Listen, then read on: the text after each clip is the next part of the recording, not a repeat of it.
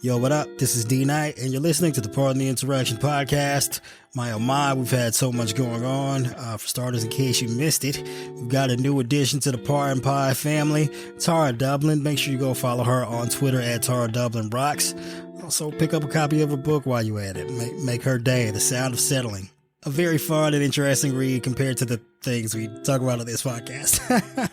But yeah, we're heading toward the do or die time for the 2024 election. Go ahead and hit up JoeBiden.com. Get that man like $1 a month or something. Help his campaign staff up and get prepared to try and save our democracy. And make sure to grab like one other person you know and tell them about the podcast. Make sure they subscribe and tune in every single week. We got a lot of things coming up for you this year. We need all the support that we can get. So if you do your part and help us grow our audience, we'll do our part and help elect Joe Biden in 2024 and save American democracy.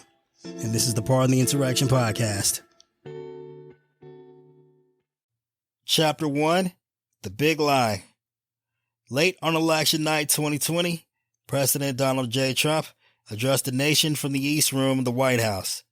When Trump spoke at 2:21 a.m. on November 4th, the president's re-election was very much in doubt. Fox News, a conservative media outlet, had correctly called Arizona for former Vice President Joseph R. Biden.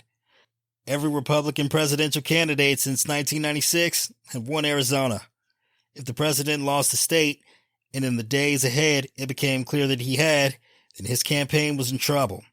But as the votes continued to be counted, President Trump's apparent early lead in other key states he needed to win, steadily shrank. Soon, he would not be in the lead at all. He'd be losing. So the President of the United States did something he had planned to do long before Election Day. He lied. Quote, "This is a fraud on the American public. This is an embarrassment to our country," Trump said. "We were getting ready to win this election," the president continued. "Frankly, we did win this election.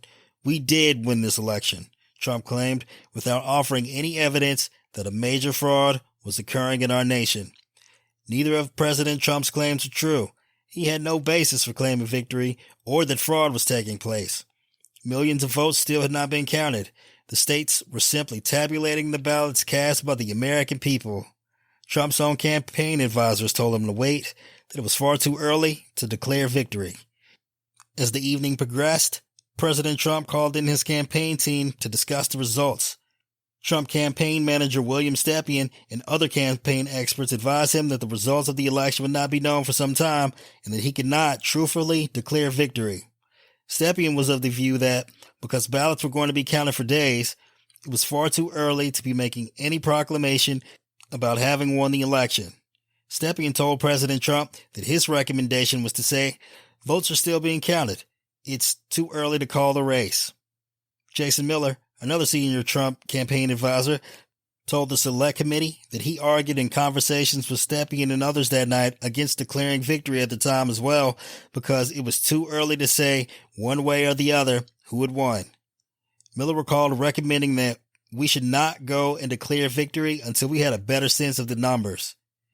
According to testimony received by the committee, the only advisor present who supported President Trump's inclination to declare victory was Rudy Giuliani, who, according to Miller, was definitely intoxicated that evening.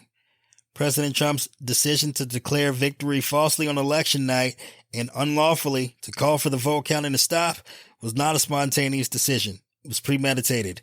The committee has assembled a range of evidence of President Trump's pre-planning for a false declaration of victory. This includes multiple written communications on October 31st and November 3rd, 2020 to the White House by Judicial Watch President Tom Fitton.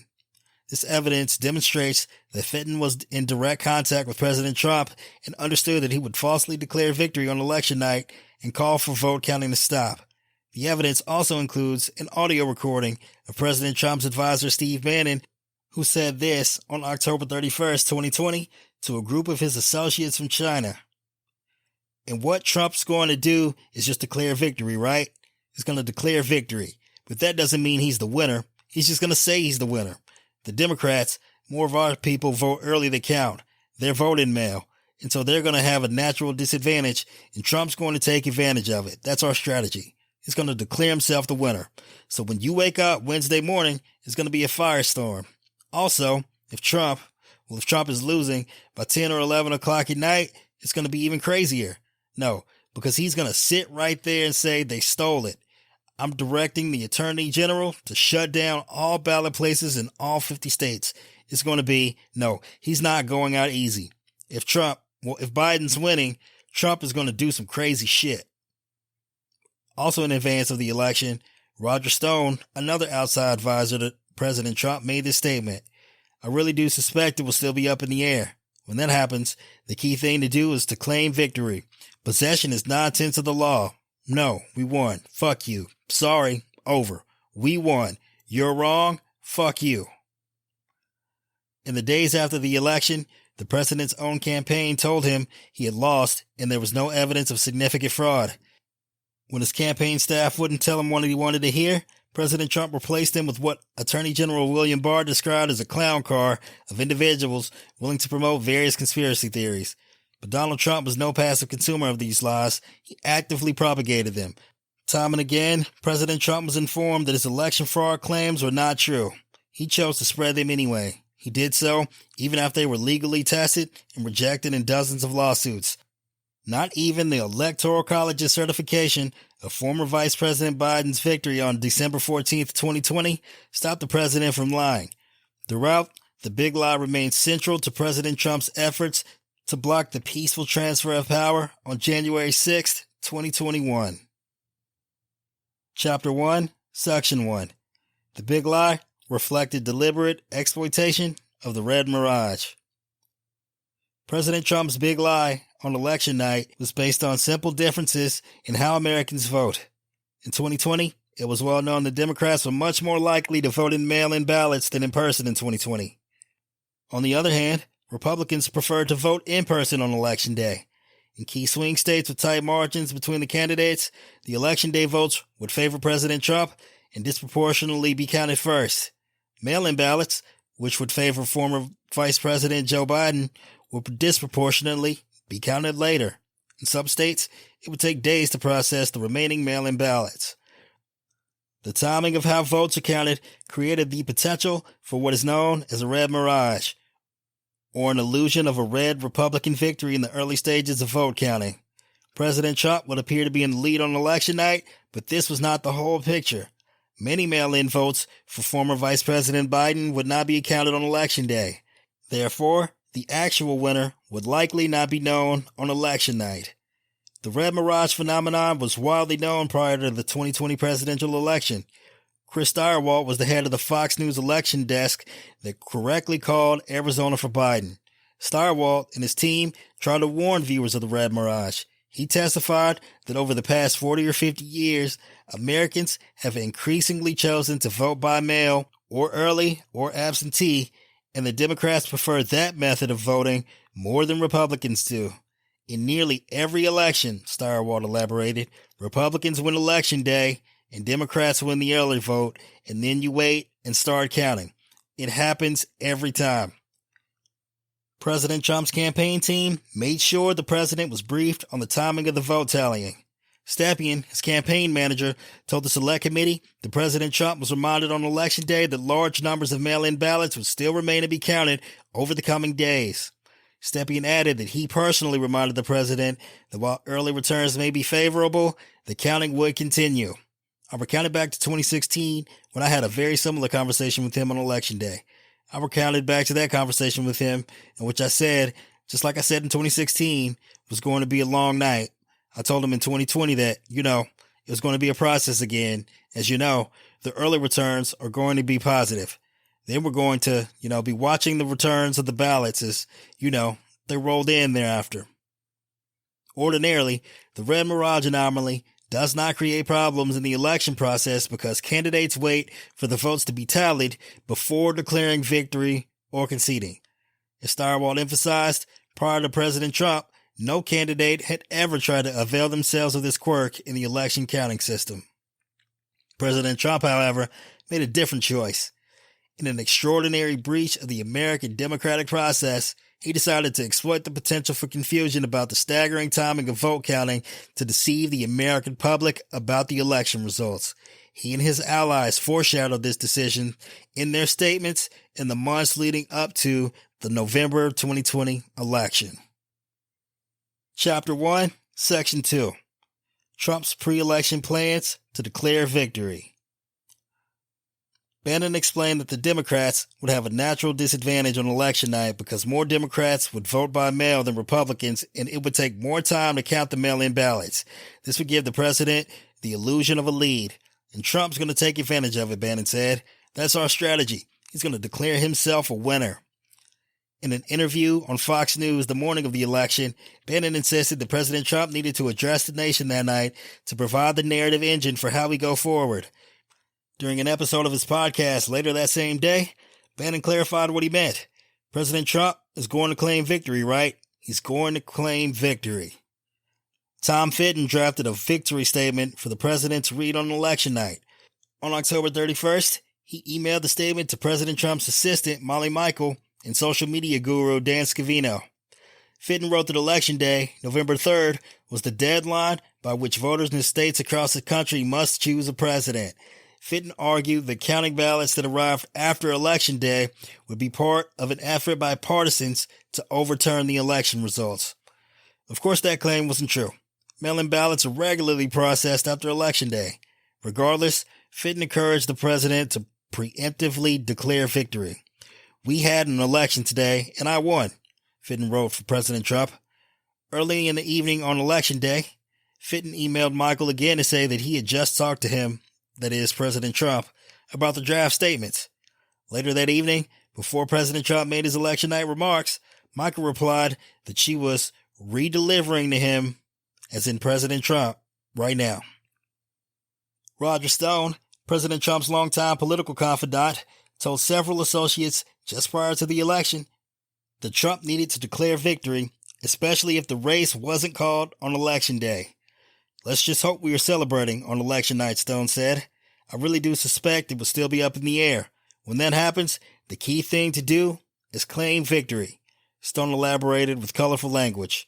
Possession is 9/10 of the law. No, we won. Fuck you. Sorry. Over. We won. You're wrong. Fuck you. Indeed, published reports echo these warnings about Trump's election strategy. 2 days before the election, Jonathan Swan of Axios reported that President Trump has told his confidants he'll declare victory on Tuesday night if it looks like he's ahead. Swan added that Trump's team is preparing to falsely claim that mail-in ballots counted after November 3rd, a legitimate count expected to favor Democrats, are evidence of election fraud. If the vote tally swung against Trump after election night in states such as Pennsylvania, then the Trump team would claim the Democrats had stolen the election. Fox News election analyst Chris Stirewalt testified that he and his team had gone to pains to inform viewers that early votes would favor Republicans, but the lead would be illusory because the Trump campaign and the president had made it clear that they were going to try to exploit this anomaly. Others warned that President Trump could exploit the red mirage as well. Chapter 1, Section 3. Trump's pre-election efforts to delegitimize the election process. President Trump also paved the way for his false election night declaration of victory by blanketing voters with a blizzard of lies and statements, delegitimizing mail-in voting in the middle of a deadly pandemic, and constantly questioning the security of ballots. Trump used the president's bully pulpit, including his heavily trafficked Twitter feed, to tell one lie after another.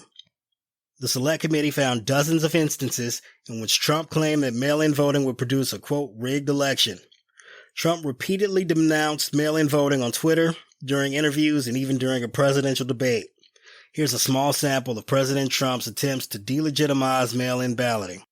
On April 7th, 2020, Trump claimed, "Mail ballots are a very dangerous thing for this country because they're cheaters. They go and collect them. They're fraudulent in many cases. These mail ballots come in. The mail ballots are corrupt, in my opinion, and they collect them, and they get people to go in and sign them. And then they're forgeries in many cases. It's a horrible thing." The following day, on April 8th, Trump tweeted, "Republicans should fight very hard when it comes to statewide mail-in voting. Democrats are clamoring for it. Tremendous potential for voter fraud, and for whatever reason, doesn't work out well for Republicans." On May 24th, Trump tweeted, The United States cannot have all mail-in ballots. It will be the greatest rigged election in history. People grab them from mailboxes, print thousands of forgeries, and force people to sign. Also forge names. Some absentee okay when necessary. Trying to use COVID for this scam. On September 17th, Trump falsely alleged the mail-in ballots were ripe for foreign interference. There is a group of people, largely radical left Democrats, that want election mayhem. States must end this crazy mess of sending ballots. Also, a gift of foreign interference in our election. Stop it now before it's too late. And if I could interject here, I would just like to note that paper ballots are probably more a deterrent to foreign interference in our elections than anything. Before the election, as President Trump campaigned against mail-in voting, Bill Stepien sought an intercession. Along with House Minority Leader Kevin McCarthy, Stepien attempted to convince the president that mail-in voting was, quote, not a bad thing for his campaign. They argued that Trump's decision to discourage mail-in voting, while urging his voters to vote only on Election Day, leaves a lot to chance and would fail to take advantage of a superior grassroots operation that could encourage Trump voters to return their ballots. Trump failed to heed their warning. He continued to demonize mail-in voting. The Red Mirage was a key part of his big lie. Ominously, Trump consistently refused to commit to accepting the outcome of the election. During an interview on Fox News in July, Chris Wallace asked, quote, "Can you give a direct answer if you will accept the election?"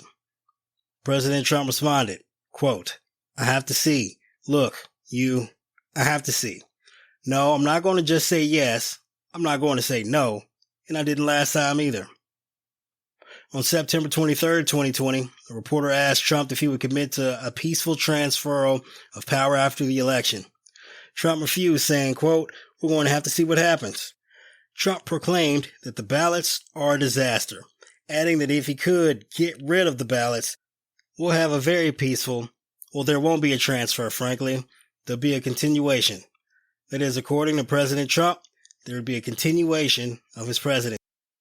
The following day, September 24th, another reporter followed up by asking if the election would be legitimate only if President Trump won. Trump again suggested there was something suspect about mail-in ballots, adding that he was not sure the election could be an honest one. Chapter 1, Section 4. President Trump's launch of the big lie. Consistent with the pre-election narrative planted by President Trump, within hours of polls closing, President Trump began pushing the claim that late reported vote tallies were illegitimate, even though he had been reminded by his campaign manager that very day that a large number of mail-in ballots would not be counted for several hours or days. President Trump claimed that Democrats were going to, quote, find ballots at 4 o'clock in the morning and add them to the list. He also suggested that Democrats were continuing to vote after the polls had closed. Indeed, this is exactly what Steve Bannon described when he said that President Trump would, quote, take advantage of the Democrats' natural disadvantage on election night. In the ensuing days and weeks, President Trump often returned to dumps of votes that were injected into the counting process. His supporters latched onto these false claims. There were no dumps of votes, just tallies of absentee ballots as they were reported by jurisdictions throughout the country in a fully transparent process. These batches of ballots included votes for both Trump and Biden. The late reported votes favored the former vice president, just as President Trump's campaign advisors said they would, particularly in primarily Democratic cities. Attorney General Bill Barr recognized immediately that the Red Mirage was the basis for President Trump's erroneous claim of fraud. Quote, right out of the box on election night, the president claimed that there was major fraud underway, Barr said.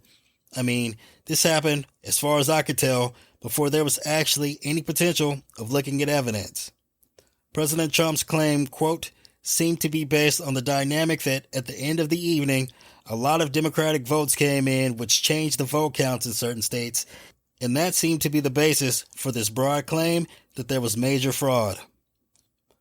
President Trump knew about the Red Mirage. He chose to lie about it repeatedly, even after being directly informed that his claims were false. This was often the case in the post-election period. The president consciously disregarded facts that did not support his big lie. Chapter 1, Section 5. Post-election. President Trump replaces his campaign team. President Trump's campaign leadership, including Bill Stepien, the campaign's manager, and Justin Clark, the campaign's deputy manager, supported President Trump and were willing to pursue recounts and other standard post-election litigation, but they were not willing to promote baseless conspiracy theories. Stepien and others characterized this group as Team Normal. Less than 2 weeks after the election, President Trump pushed Team Normal aside because its members didn't tell him what he wanted to hear. In their place, Trump promoted Rudy Giuliani and his associates, men and women who spread baseless and extreme claims of election fraud. Giuliani, the former mayor of New York City, recruited several investigators and lawyers to assist him. Giuliani's team included Jenna Ellis, Bernard Kerik, Boris Epshteyn, Catherine Fries, and Christina Bobb. Ellis functioned as Giuliani's deputy on the new Trump campaign legal team. Kerik, the former commissioner of the New York Police Department and a pardoned felon, served as Giuliani's chief investigator. Other attorneys who collaborated with Giuliani's legal team included Sidney Powell, Cleta Mitchell, and John Eastman. As discussed elsewhere in this report, Eastman became a key player in President Trump's efforts to overturn the election. Chapter 1, Section 6. President Trump's campaign team told him he lost the election and that there was no significant fraud. President Trump's campaign team quickly realized that none of the significant fraud claims were real. Bill Stepien testified that, as of November 5th, the Trump campaign had not found any proof of fraudulent activity. There were allegations and reports, but nothing hard and fast that drew the results of the election into question. The Trump campaign continued to investigate claims of fraud into the second week of the election. According to Stepien, as people shared wild allegations with the president, the campaign team was forced to review the facts and then serve as a truth-telling squad to the president regarding why the claims, quote, didn't prove to be true. For example, Stepien recalled someone alleging that thousands of illegal votes had been cast in Arizona. That wasn't true. The votes had been submitted by overseas voters, such as military deployed and stationed abroad, who were obviously eligible to participate in the election. Alex Cannon was a lawyer for the Trump campaign and previously worked for the Trump Organization.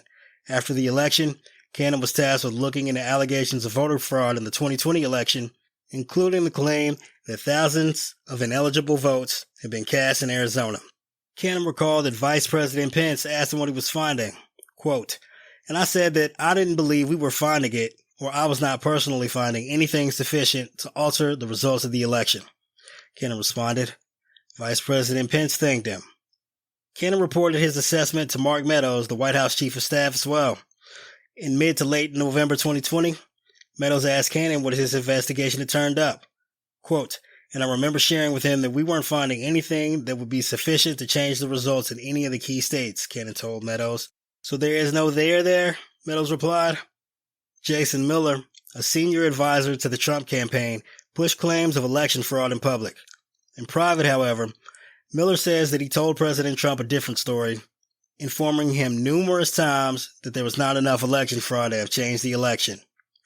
Miller, "My understanding is that I think there are still very solid questions and concerns with the rules that were changed under the guise of COVID, but specific to election day fraud and irregularities, there are not enough to overturn the election." Committee staff, "And did you give your opinion on that to the president?" Miller, "Yes." Committee staff, "What was his reaction when you told him that?" Miller, "You haven't seen or heard," I'm paraphrasing, but "you haven't seen or heard all the different concerns and questions that have been raised?" Committee staff, "How many times did you have this conversation with the president?" Miller, "Several. I couldn't put a specific number on it, though." Committee staff, "But more than one?" Miller, "Correct." Matthew Morgan, the Trump campaign's top lawyer, came to a similar conclusion. Nearly 2 months after the election on January 2nd, Morgan met with the vice president's staff. According to Morgan, the consensus in the room was that even if all the claims of fraud and irregularities were aggregated and read most favorably to the campaign, it was not sufficient to be outcome determinative. As far as the Trump campaign's professional leadership was concerned, there was no evidence that the election had been stolen from President Trump. To the contrary, there had been ample evidence that President Trump simply lost, and he was told so. On November 7th, after the Associated Press called Pennsylvania and the overall election for Biden, a small team of campaign advisors met with Trump to inform him that his chances of success were virtually non-existent. They estimated his chance of winning at only 5 to 10%, which was a very bleak assessment. Despite the clear evidence that Trump had lost the election, he refused to concede. He disagreed with the data and insisted that he would prevail through legal challenges. Giuliani, who later took over the campaign's legal operations, had a different strategy and pursued baseless claims of election fraud. Trump supported Giuliani's approach and disregarded the factual evidence presented by the campaign team. Though the voting data clearly showed Trump's loss, he continued to challenge the results. Giuliani's leadership of the campaign's legal team led to conflict with the campaign, with Team Normal expressing concerns and discomfort with the directions being taken. Giuliani made outlandish claims, including conspiracy theories about mail-in ballots and Democratic Party involvement in election theft. Giuliani's influence grew, and he began to push for lawsuits, even when other members of the campaign advised waiting. Trump eventually appointed Giuliani as the head of the campaign's legal team, causing significant changes in leadership and disengagement by outside law firms that had been supporting the campaign's legal efforts. On November 7th, the day after Trump appointed Giuliani head of the campaign's legal team, Giuliani held a press conference at Four Seasons Total Landscaping in Philadelphia, Pennsylvania. He immediately began making outlandish claims, arguing that the Democrats had conspired to steal the election. As you know, from the very beginning, mail-in ballots were a source of some degree of skepticism, if not a lot of skepticism, as being innately prone to fraud, Giuliani said. Those mail-in ballots could have been written the day before by the Democratic Party hacks that were all over the convention center. Giuliani offered no evidence to support his shocking and baseless allegations. Echoes of Trump's relentless campaign against mail-in balloting and his decision to exploit the red mirage were easy to hear. On November 10th, Giuliani and Carrick met with Trump in the Oval Office to discuss their investigation into voter fraud. White House counsel Pat Cipollone and White House senior advisor Eric Hirschman were also in attendance. After Giuliani's presentation, Trump asked Cipollone whether he had spoken to Bill Barr about the allegations of fraud. One day before, Barr issued a memorandum outlining a shift in DOJ policy that allowed federal prosecutors to investigate claims of voting irregularities without waiting for the results to be certified. Trump's question was an early indication that he was going to pressure the Department of Justice to endorse his phony fraud claims. On November 14th, Trump announced on Twitter that Giuliani was now head of his campaign's legal team. Team Normal saw drastic changes to their roles on the newly structured campaign team, some self-imposed, and many outside law firms that had signed up to support the campaign's legal efforts disengaged completely. Quote, "I don't think what was happening was necessarily honest or professional at that point in time," Stepien explained. "This wasn't a fight that I was comfortable with," he added. On the day the leadership change was announced to the public, Giuliani participated in a surrogate briefing to coordinate messaging by Trump loyalists during their media appearances. Giuliani announced that the messaging strategy would be to, quote, "go hard on Dominion and Smartmatic, bringing up Chavez and Maduro."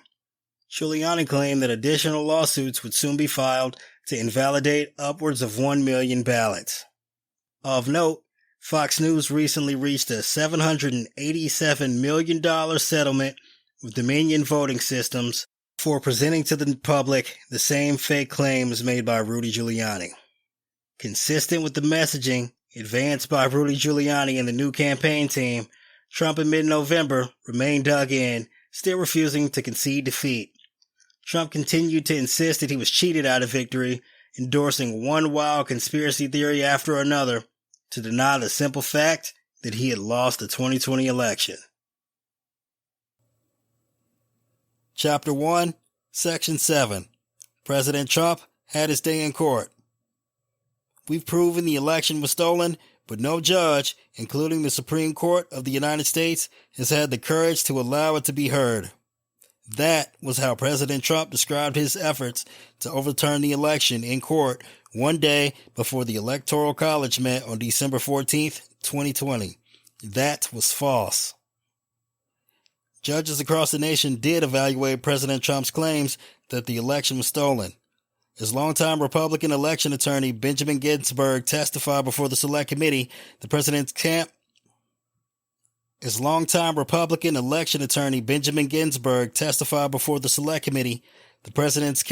quote, did have their day in court. It's just that in no instance did a court find that the charges of fraud were real. In total, the Trump campaign and allies of President Trump filed 62 separate lawsuits between November 4th, 2020 and January 6, 2021, calling into question or seeking to overturn the election results. Out of 62 cases, only one case resulted in a victory for President Trump or his allies, which affected relatively few votes, did not vindicate any underlying claims of fraud, and would not have changed the outcome in Pennsylvania. 30 of the cases were dismissed by a judge after a hearing on the merits. In every state which claims were brought, only one or more judges specifically explained as part of their dismissal orders that they had evaluated the plaintiff's allegations or supported proof of widespread election fraud or other irregularities and found the claims to be entirely unconvincing. In Arizona, for example, the plaintiffs in Boyer v. Ducey alleged that the election was tainted by the introduction of, quote, hundreds of thousands of illegal, ineligible, duplicate, or purely fictitious ballots. A federal judge dismissed their suit, finding it void of plausible allegations and sorely wanting of relevant or reliable evidence. Likewise, in Ward v. Jackson, an Arizona state court judge dismissed the lawsuit by the state GOP chair following a 2-day trial, finding no evidence of misconduct, fraud, or illegal votes. This ruling was unanimously upheld by the state Supreme Court, where all 7 justices were appointed by GOP governors. In Georgia, a state court dismissed Bolin v. Raffensperger, which alleged that tens of thousands of illegal ballots were cast by out-of-state voters or with invalid signature matches. The judge found that, quote, the complaint's factual allegations rest on speculation rather than duly pled facts and do not support a conclusion that sufficient illegal votes were cast to change or place in doubt the result of the election. The judge who issued this decision had been appointed by a Republican governor, as had 7 of the 8 justices of the state Supreme Court who upheld her ruling. Likewise, a federal judge denied relief to the plaintiff in Wood v. Raffensperger, which alleged that new procedures for checking absentee ballot signatures spoiled the result by making it harder to reject illegal ballots, finding no basis in fact or law to grant him the relief he seeks. The judge wrote that this argument is belied by the record because absentee ballots were actually rejected for signature issues at the same rate as in 2018. In Michigan, a federal judge found in King v. Whitmer that the plaintiff's claims of massive election fraud were based on nothing but speculation and conjecture, that votes for President Trump were destroyed, discarded, or switched to votes for Vice President Biden. Similarly, a state court judge rejected plaintiffs' claims in 2 cases brought against Detroit and the surrounding county that accused them of systematic fraud in how absentee ballots were counted. The judge found that one group of plaintiffs offered no evidence to support their assertions and that the other group's interpretations of events is incorrect and decidedly contradicted by highly respected election experts. In Nevada, a state court judge rejected a litany of claims of systematic election fraud in Law v. Whitmer, ruling that the plaintiffs did not prove under any standard of proof that illegal votes were cast and counted, or legal votes were not counted at all due to voter fraud or for any other improper or illegal reason. The ruling was unanimously upheld by the Nevada Supreme Court. In Pennsylvania, a federal judge dismissed Donald Trump for president versus Bookvar, finding that the Trump campaign had presented nothing but strained legal arguments without merit and speculative accusations unpled in the operative complaint and unsupported by any evidence. The dismissal was upheld by the United States Court of Appeals for the Third Circuit, which held that, quote, calling an election unfair does not make it so. Charges require specific allegations and then proof. We have neither here. That opinion was authored by another Trump appointee. Lastly, in Wisconsin, another judge dismissed a lawsuit accusing the Wisconsin Election Commission of constitutional violations that, quote, likely tainted more than 50,000 ballots. The judge ruled this, quote, "This court has allowed plaintiff the chance to make his case, and he has lost on the merits, failing to show that the outcome was affected by commission rules about drop boxes, ballot addresses, or individuals who claimed indefinitely confined status to vote from home." The ruling was upheld by a 3-judge panel of the United States Court of Appeals for the Seventh Circuit, all of whom were Republican appointees, including one appointed by President Trump himself. In all, the judges who heard these post-election cases included 22 federal judges appointed by Republican presidents. President Trump and his lawyers were well aware that courts were consistently rejecting his claims. During a December 18th meeting in the Oval Office with Trump, Sidney Powell, and others, White House senior advisor Eric Hirschman pointed out that President Trump's lawyers had their opportunity to prove their case in court and failed. Powell fired back that the judges are corrupt. Hirschman responded, "Every single case that you've done in the country, you guys lost. Every one of them is corrupt, even the ones we appointed?" President Trump was faced with another choice after having his day in court. He could accept that there was no real evidence of voter fraud, or he could continue to amplify conspiracy theories and lies. He chose the latter. Chapter 1, Section 8. Trump repeatedly promoted conspiracy theories. Instead of accepting his defeat, President Trump attempted to justify his big lie with a series of increasingly preposterous claims. The president was not simply led astray by those around him. The opposite was true. He actively promoted conspiracy theories and false election fraud claims, even after being informed they were baseless. Millions of President Trump supporters believed that the election was stolen from him. Many of them still do, but President Trump knew the truth and chose to lie about it. The power of the president's bully pulpit should not be underestimated, especially in the digital age.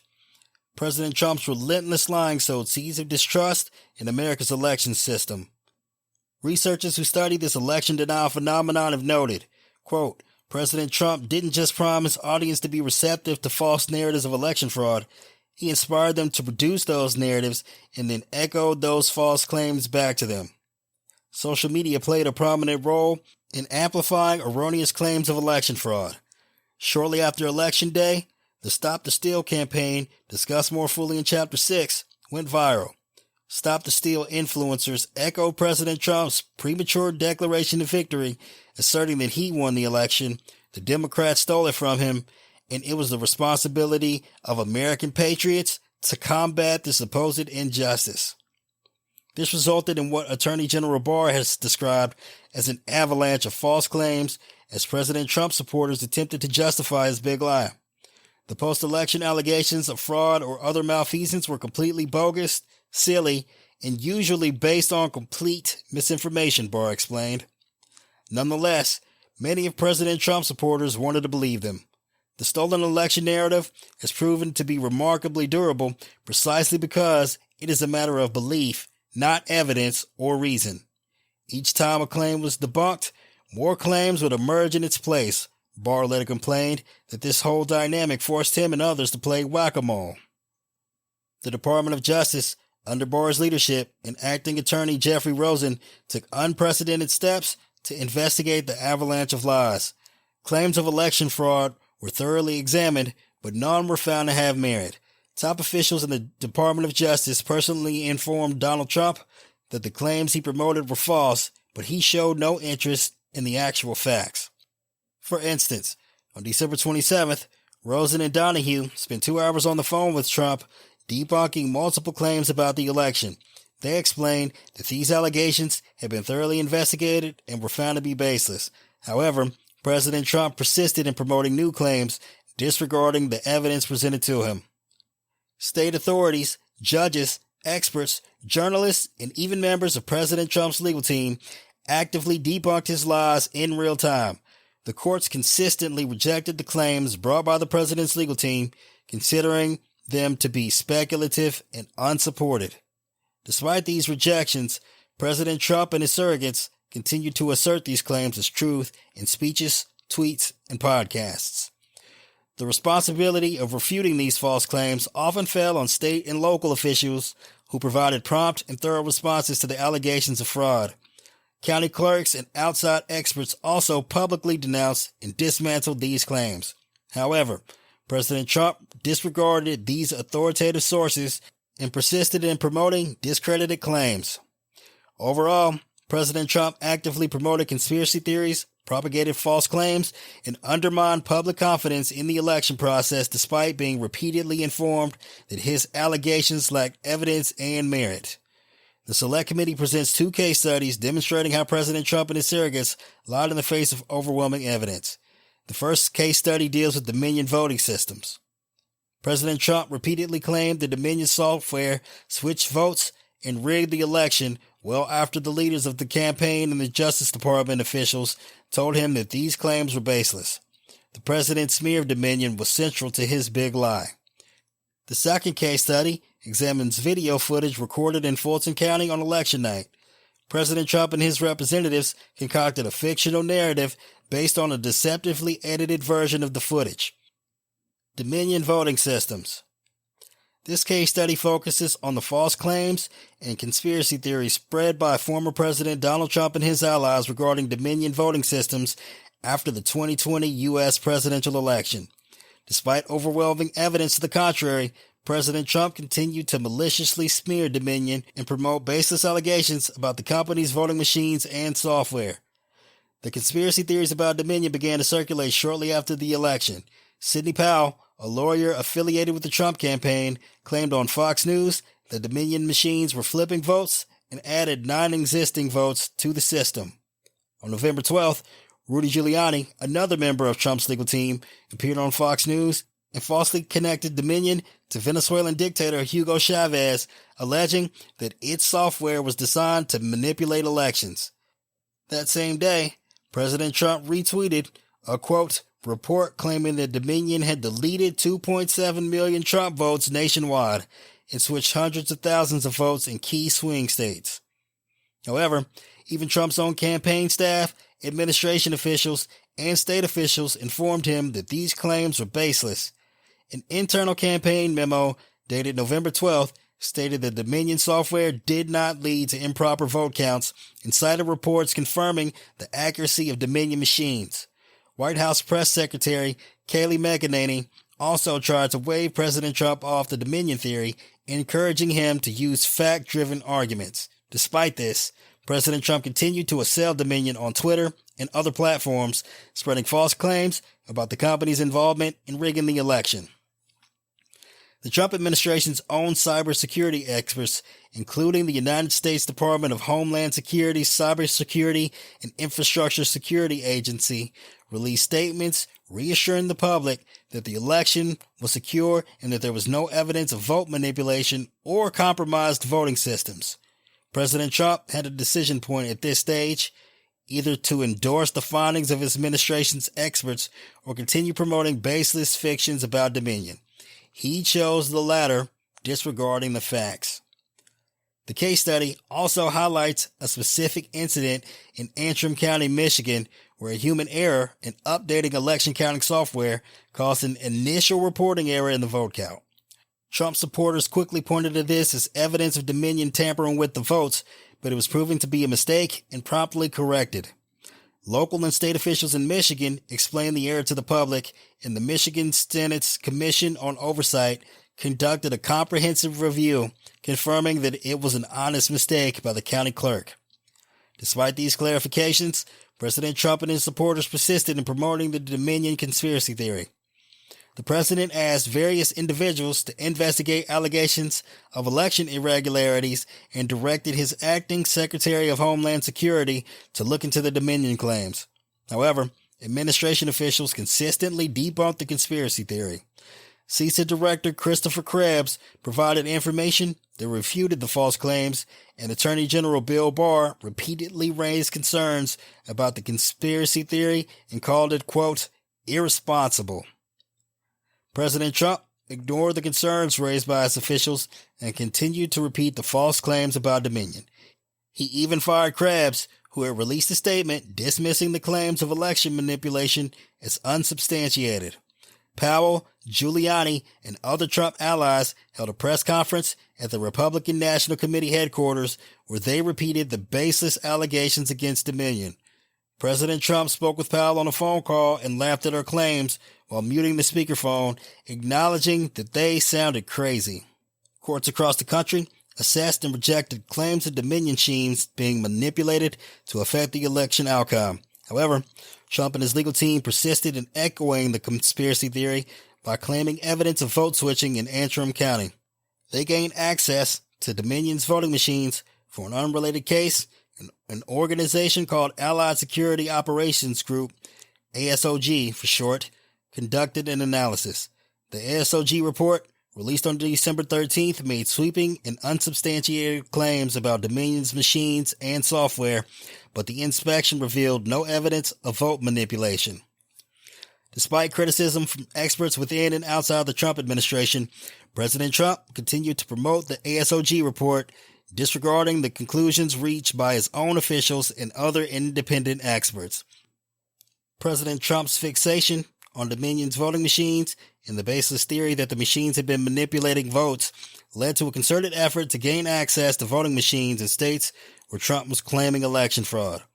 On the evening of December 18th, Powell, Lieutenant General Michael Flynn, retired, and Patrick Byrne met with the president at the White House. Over several hours, they argued that President Trump had the authority under a 2018 executive order to seize voting machines. Several administration officials joined the meeting and forcefully rejected this extreme proposal. Multiple lawyers in the White House, including Eric Hirschman, Derek Lyons, and White House counsel Pat Cipollone, pushed back strongly against the idea of seizing voting machines. Cipollone told the Select Committee that it was a horrible idea which had no legal basis, and he emphasized that he had seen no evidence of massive fraud in the election. White House advisor Eric Hirschman similarly told the Select Committee that he never saw any evidence whatsoever to sustain the allegations against Dominion. National Security Advisor Robert O'Brien phoned into the December 18th meeting and was asked if he had seen any evidence of election fraud in the voting machines or foreign interference in our voting machines. O'Brien responded that his team had looked into that and there's no evidence of it. Around the same time, President Trump, Mark Meadows, and Rudy Giuliani were repeatedly asking leadership of DHS whether the agency had the authority to seize voting machines, and they were repeatedly told that DHS has no such unilateral authority. Giuliani and Powell were also engaged in efforts to access voting machines in multiple states with the assistance of sympathetic local elections officials. Those efforts turned up no evidence of any vote manipulation by any Dominion machine, but President Trump continued to press this bogus claim. On January 2nd, 2021, Trump had a lengthy phone call with Georgia's Secretary of State, Brad Raffensperger. The president repeatedly brought up Dominion's voting machines, alleging that they were at the heart of a conspiracy against him. Raffensperger was incredulous. "I don't believe that you're really questioning the Dominion machines," Raffensperger said, "because we did a hand retally, a 100% retally of all the ballots and compared them to what the machine said and came up with virtually the same result." In other words, the story in Georgia was the same in Antrim County, Michigan. Officials performed a hand recount to put to rest any allegation that Dominion machines had manipulated the vote. But once again, President Trump consciously disregarded these basic facts and persisted with his lies. During a January 4th, 2021 speech in Dalton, Georgia, President Trump chose to ignore Secretary Raffensperger's straightforward observations. The president rhetorically attacked Dominion once again, claiming that a crime had been committed in the state and it was immeasurable. The president called for an immediate forensic audit of an appropriate sampling of Dominion's voting machines and related equipment. His allegations were both false and nonsensical. Georgia had already performed a statewide hand recount of all ballots.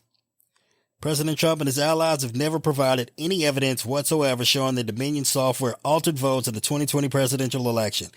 In fact, some of the most vocal proponents of the Dominion claims harbored their own misgivings about the claims they were making in public. For example, Rudy Giuliani repeatedly claimed in public that Dominion voting machines stole the election and that foreign countries had interfered in the election, but the evidence uncovered by the Select Committee reveals that he did not believe either of those things to be true.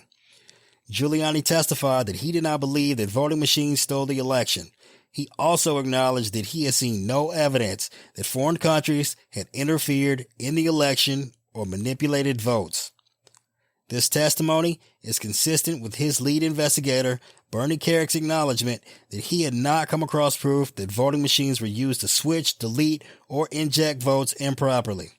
Christina Bobb, an attorney who worked with Giuliani, similarly could not point to any evidence of wrongdoing by Dominion. Even Sidney Powell, perhaps the most committed proponent of the Dominion falsehood, was unable to provide the Select Committee with any evidence or expert report that demonstrated that the 2020 election outcome in any state had been altered through manipulation of voting machines. And Powell defended herself in a defamation suit brought by Dominion by claiming that, quote, no reasonable person would conclude that her statements were truly statements of fact. By January 6, 2021, President Trump's claims regarding Dominion had been debunked time and again. The president knew, or should have known, that he had no basis for alleging that Dominion voting machines had cost him the election. As it stands, Fox News settled with Dominion over charges that Fox News baselessly accused the company of rigging its voting machines against former President Donald Trump in 2020 for a total amount of $787.5 million. Case study number 2, the State Farm Arena video. President Trump also recklessly promoted allegations that video footage from a ballot counting center in Fulton County, Georgia, was proof of major election fraud. He was repeatedly informed that these allegations were false, but he pressed them anyway. On December 3rd, Rudy Giuliani presented state legislators with selectively edited footage of ballots being counted on election night at Fulton County State Farm Arena. Giuliani misrepresented the video as a smoking gun for proving election fraud. The president repeatedly claimed that he would have won Georgia if not for a supposed conspiracy that unfolded on election night. Trump and some of his supporters alleged that political operatives faked a water main rupture to expel Republican poll watchers. These same operatives then supposedly took illegal ballots from suitcases hidden under tables and added those ballots to the official count multiple times over by scanning them more than once. None of these allegations was true. President Trump repeatedly referred to the State Farm Arena video in his speeches, falsely claiming it was evidence of a grand conspiracy, despite being notified by multiple sources that the allegations were false, including Deputy Attorney General Jeffrey Rosen, Richard Donahue, Georgia Secretary of State Brad Raffensperger, and investigative agencies like the FBI, DOJ, and Georgia Bureau of Investigation. President Trump persisted in spreading these false claims. The actual evidence, including full video footage and machine data, contradicted Trump's narrative. It revealed that there were no mystery ballots brought in from an unknown location and hidden under tables. Instead, the video showed ballots that had already been opened but not counted being placed in boxes and stored under the table. The ballots in question were not double counted but were scanned multiple times by a worker due to a jamming scanner. Despite the conclusive evidence and testimony debunking the allegations, Trump continued to cite the Fulton County video as evidence of a conspiracy. His executive assistant even emailed a document citing Suitcase Gate among the worst fraud incidents in Georgia to several politicians.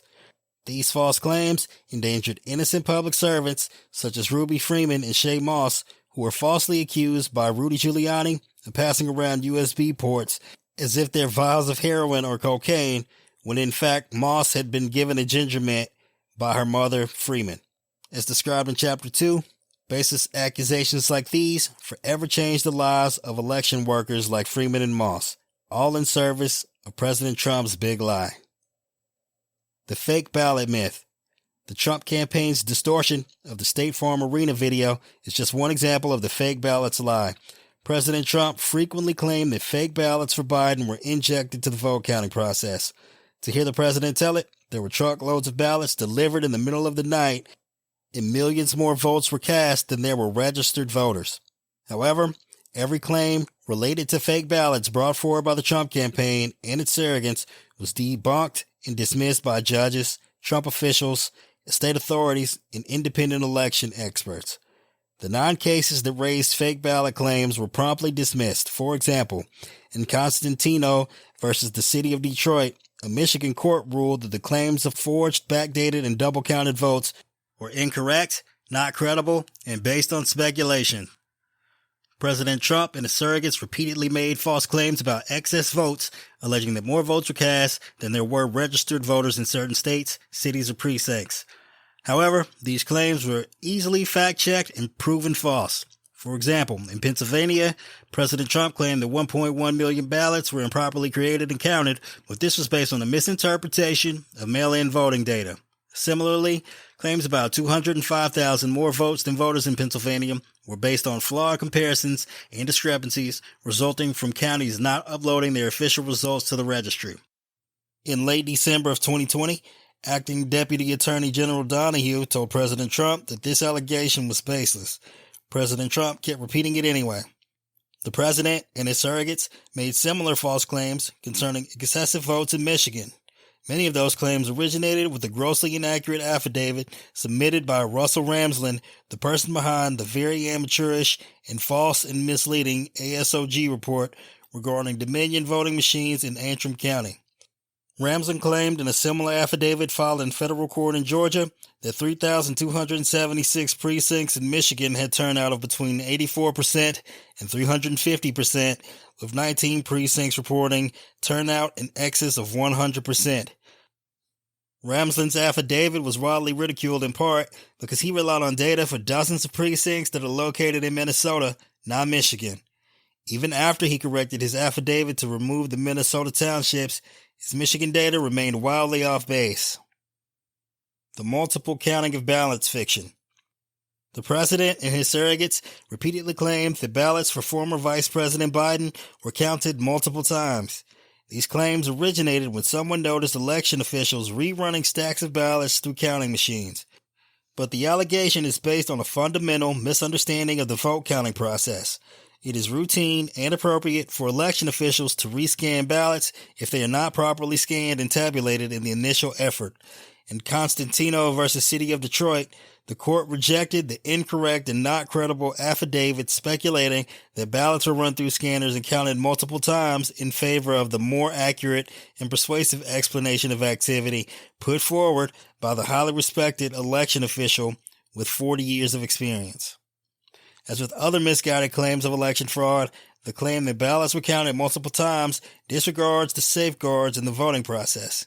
In particular, as noted above, it would certainly have been apparent in the canvassing process if hundreds of ballots were counted multiple times in Detroit because the total number of ballots would greatly exceed the number of voters who voted, but that was not the case. The imaginary dead and ineligible voters. In addition to their false claims regarding fake ballots, President Trump and his surrogates also relentlessly asserted that tens of thousands of ballots were cast by dead or otherwise ineligible voters. For example, Trump and Giuliani frequently alleged that more than 66,000 unregistered juveniles voted in Georgia. In fact, no underage people voted in Georgia. Giuliani offered several different made-up figures of the numbers of non-citizens who supposedly voted in Arizona, but provided no evidence to substantiate his claims. In fact, Arizona requires every new voter to provide proof of citizenship in order to register to vote, or to complete a federal voter registration form that requires the individual to sign an attestation to citizenship status under penalty of perjury, and no person can vote without being registered. By mid-November, the Trump campaign staff determined this allegation that thousands of non-citizens voted in Arizona was based on highly unreliable information, and it is one of the fake claims that led to Rudy Giuliani losing his New York law license. These ineligible voters did not exist, nor were the thousands of votes cast in the names of dead Americans. During his January 2nd call with Georgia Secretary of State Raffensperger, the president claimed that close to about 5,000 dead voters cast ballots in the election. Raffensperger quickly informed the president this wasn't true. But the dead voter lie wasn't limited to Georgia. President Trump wanted Americans to believe that dead voters contributed to his defeat in several battleground states. But even the Trump campaign and its lawyers recognized early on that the claims regarding dead voters were grossly exaggerated, to say the least. By early November, Trump lawyers discovered that many people listed by the campaign as having died were actually alive and well. In early December, Eric Hirschman advised Chief of Staff Mark Meadows by text message that the Trump legal team had determined that the claim of more than 10,000 dead people voting in Georgia was not accurate. The ensuing exchange makes it clear that both men knew that Rudy Giuliani's claims were absurd. Hirschman: just an FYI, Alex Cannon and his team verified the 10,000 supposed dead people voting in Georgia is not accurate. Meadows: I didn't hear that claim. It is not accurate. I think I found 22 if I remember correctly. 2 of them died just days before the general. Hirschman: it was alleged in Rudy's hearing today. Your number is much closer to what we can prove. I think it's 12. Meadows: my son found 12 obituaries and 6 other possibles depending on the voter roll accuracy. Hirschman: that sounds more like it. Maybe we can help Rudy find the other 10,000? Meadows: LOL. Shortly thereafter, a Georgia court dismissed the claim that there were tens of thousands of votes cast by ineligible voters, noting the claims rest on speculation rather than duly pled facts. The Trump campaign's own expert on the supposed dead voters admitted that the campaign lacked the necessary data to make any conclusions about whether any or how many votes were cast in the name of a deceased person. State officials did have such data, however, and were able to conduct the type of matching analysis required. The state authorities determined that there were only a handful of cases in which people voted on behalf of deceased individuals. Even in those cases where the person who voted actually did die, President Trump's lawyers knew that the vast majority of the voters included on their list of dead voters actually cast their votes before they passed. In early January 2021, just days before January 6th, Republican Senator Lindsey Graham asked several Trump lawyers to provide evidence to support the campaign's claims regarding dead voters. As Giuliani's team investigated, they concluded that they could not find evidence of dead voters anywhere near the number that Giuliani and President Trump were claiming publicly. After noting the shortcomings in their evidence, Catherine Friess, a lawyer working with the Giuliani legal team, warned that Senator Graham would push back on their evidence. As predicted by Friess, Senator Graham was not impressed by the information provided by Giuliani's team. In his speech on the Senate floor on January 6, Graham explained why he would not object to the certification of electoral votes. Senator Graham referred to the failure of the Trump attorneys to provide the evidence he requested. They said there's 66,000 people in Georgia under 18 who voted. How many people believe that? I asked, give me 10. Hadn't had one. They said 8,000 felons in prison in Arizona voted. Give me 10. Hadn't got one. Does that say there's problems in every election? I don't buy this. Enough is enough. We've got to end it. Documents obtained by the Select Committee revealed that President Trump and his lawyers knew that the claims being made in court about dead or ineligible voters in Georgia were inaccurate, and the lawyers were concerned that if the president vouched for those claims in another court pleading, he might be criminally prosecuted. On December 31st, as the lawyers rushed to file a federal lawsuit in Georgia, some of the lawyers raised concerns about the president signing a verification under oath that the allegations regarding voter fraud in Georgia, including claims regarding dead people voting, were true. As Eastman noted in an email to his colleagues on December 31st, although the president signed a verification regarding the Georgia claims back on December 1st, he has since been made aware that some of the allegations and evidence proffered by experts has been inaccurate. For him to sign a new verification with that knowledge would not be accurate. And I have no doubt that an aggressive district attorney or U.S. attorney someplace will go after both the president and his lawyers once all the dust settles on this. Despite those concerns, President Trump and his attorneys filed a complaint that incorporated the same inaccurate numbers, and President Trump signed a verification swearing under oath that the inaccurate numbers were, quote, true and correct, or, quote, believed to be true and correct to the best of his knowledge and belief. A federal judge reviewing the relevant emails and pleadings recently concluded The emails show that President Trump knew that the specific numbers of voter fraud were wrong, but continued to tout those numbers both in court and to the public. The court finds that these emails are sufficiently related to and in furtherance of a conspiracy to defraud the United States. Chapter 1, Section 9, President Trump's January 6 speech. At noon on January 6, 2021, President Trump addressed thousands of his supporters at a rally just south of the White House. The election had been decided 2 months earlier. The courts found that there was no evidence of significant fraud. The state certified their votes by mid-December. It was over. President Trump lost. But that's not what the president told those in attendance. He delivered an incendiary speech from beginning to end, arguing that nothing less than the fate of America was at stake. Our country has had enough, President Trump said. We will not take it anymore, and that's what this is all about. He claimed that his followers had descended on Washington to save our democracy and stop the steal. He refused once again to concede, and he proclaimed that, "Today I will lay out just some of the evidence proving that we won this election, and we won it by a landslide." For months, President Trump had relentlessly promoted this big lie. He and his associates manufactured one tale after another to justify it.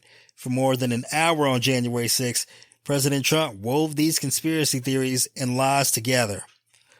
By the Select Committee's assessment, there were more than 100 times during his speech in which President Trump falsely claimed that either the election had been stolen from him or falsely claimed that votes had been compromised by some specific act of fraud or major procedural violations.